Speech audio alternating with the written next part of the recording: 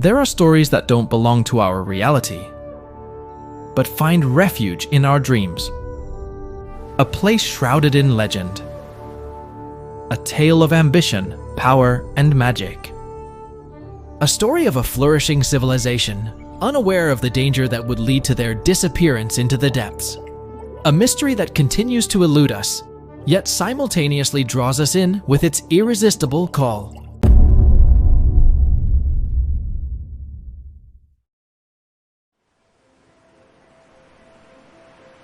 In ancient times, beyond the crystal-clear waves of the ocean, there was a place no heart would ever want to forget.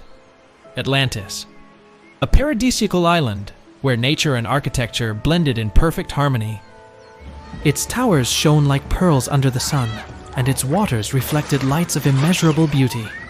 The trees swayed gently in the wind, and the gardens were full of brightly colored flowers stretching to the horizon. In this magical land lived a young man named Atlan, the heir to the throne of Atlantis. Atlan had a deep connection with the nature of the island.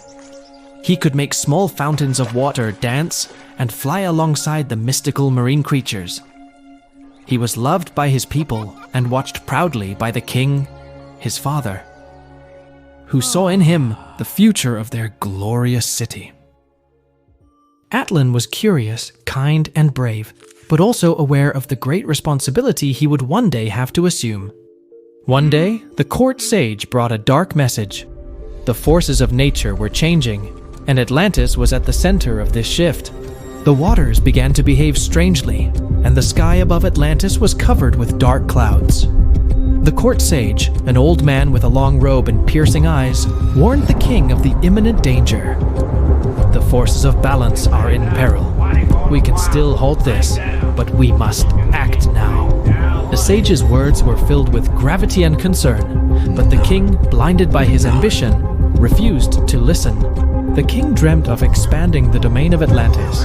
He had found ancient tomes hidden in the depths of the royal library.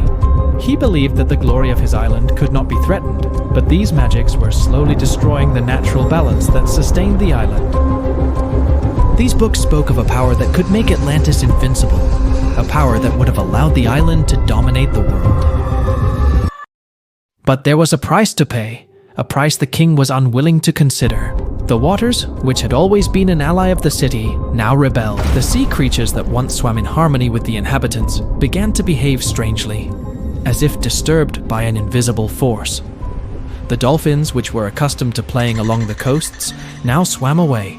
Atlan sensed the looming danger. The waters were no longer calm, and the nature of the island seemed to suffer. He decided to talk to his father to make him understand that something bad was about to happen. One night, Atlan entered the throne room, where the king was studying ancient tomes.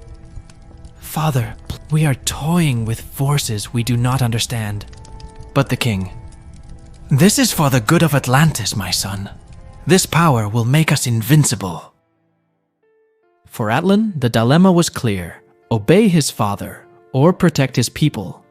His soul was torn between his love for his father and his duty to his people.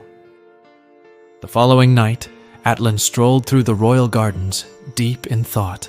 He watched the stars reflected in the canals, and knew that the future of Atlantis was in his hands.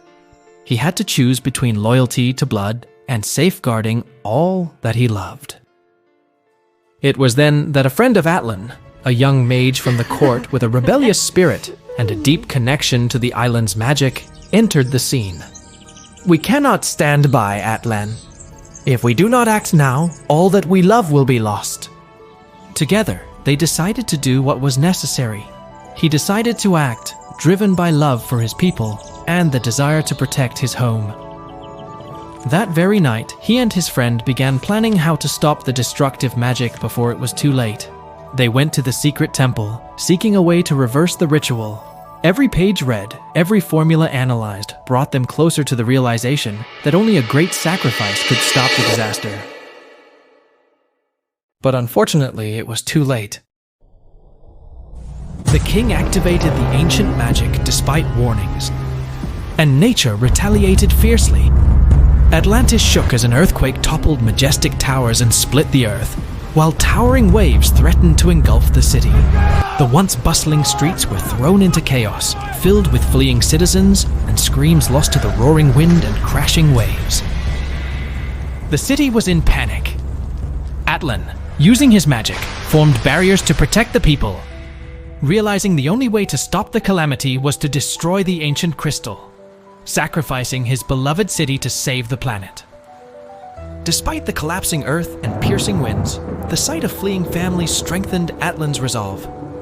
Atlan ran towards the temple where the crystal was kept, entered, and upon facing the artifact, guided by a sense of justice, he sacrificed himself to destroy the crystal.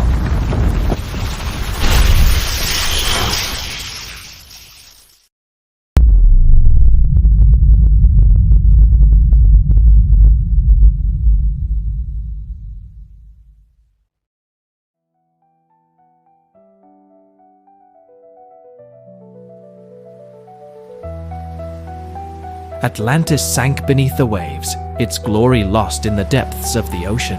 But Atlan's sacrifice was not in vain. Atlantis was not just a city, it was an ideal, a symbol of beauty, knowledge, and hope. Atlantis would continue to live on, not in its structures or its might, but in the hearts of those who would tell its story. The surviving inhabitants, exiled to other shores, carried with them the memory of Atlantis. Whenever a tale is shared around a fire, whenever a child asks about the lost city, Atlantis will live again. And perhaps one day, someone will find that faint yet intense blue light that still shines beneath the dark waters. A symbol that love, sacrifice, and courage will never truly sink, but will live forever in the hearts of those who believe in dreams. And so, as the ocean waters cradle the ruins of the ancient city, Atlantis continues to live, immortal and untouched, in the hope of those who never cease to seek it.